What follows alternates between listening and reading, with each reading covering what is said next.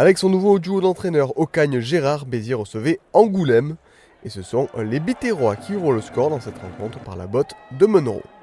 Pas beaucoup d'actions à se mettre sous la dent dans ce début de match, mais ce sont globalement les Héroltais qui dominent avec enfin un peu de vitesse. Perras fait la différence pour donner ce ballon à Nico. L'ailier biterrois voit la porte s'ouvrir devant lui et perfore la défense charentaise pour filer à l'essai. Et grâce à ce très bon mouvement et au 5e essai de Nico cette saison, la SBH mène 13-3 puisque Munro encore lui passe la transformation. Début de match réussi pour Béziers face à Angoulême. Mais en dépit de cet essai, les Charentais restent dans le coup, mais vont payer leur indiscipline avec tout d'abord un carton jaune pour Ayes Taran suite à un mauvais geste, suivi quelques secondes plus tard d'un nouveau carton jaune pour Paulin Riva, cette fois pour ce plaquage dangereux. Angoulême qui finit donc cette première période en double infériorité numérique à 13 contre 15. Mais en dépit de ces cartons jaunes, les Charentais n'encaissent pas de points en fin de première période ni durant le début de la seconde. Et de retour à 15, ce sont eux qui marquent des points. Angoulême refait son retard par la botte de Poète et revient à 13-9. Encore convalescent, Béziers semble douter mais va finalement se rassurer grâce à l'apport de son banc.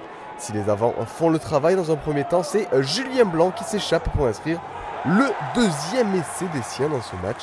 La SBH respire et Munro poursuit son récital au pied, ce qui permet à son équipe de se mettre à l'abri et de mener 20-9 après transformation. De quoi redonner le sourire aux supporters héroltais. Libéré, Béziers retrouve enfin du liant et de la vitesse dans son jeu. Angoulême recule sous les charges successives.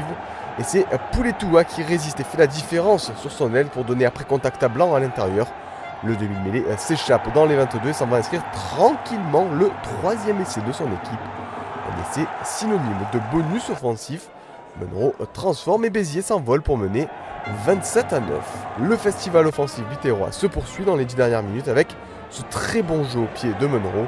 Le ballon est cueilli par Mir qui donne à hauteur à Pouletoua. La défense charentaise est dépassée. Le 3/4 centre néo-zélandais peut, sans aucun adversaire sur le dos, aller aplatir derrière les perches. La fête est totale pour Béziers qui ne lâche rien dans cette fin de rencontre et se fait plaisir. À la sirène, les Héroltais veulent aller chercher un nouvel essai.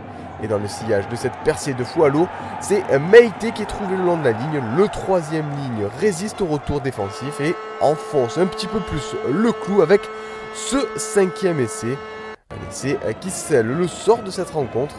Après transformation, Béziers s'impose 41-9 face à Soyon-Angoulême. La SBH qui ne pouvait rêver mieux pour débuter l'année 2017 et qui se relance dans ce championnat grâce à ce succès bonifié.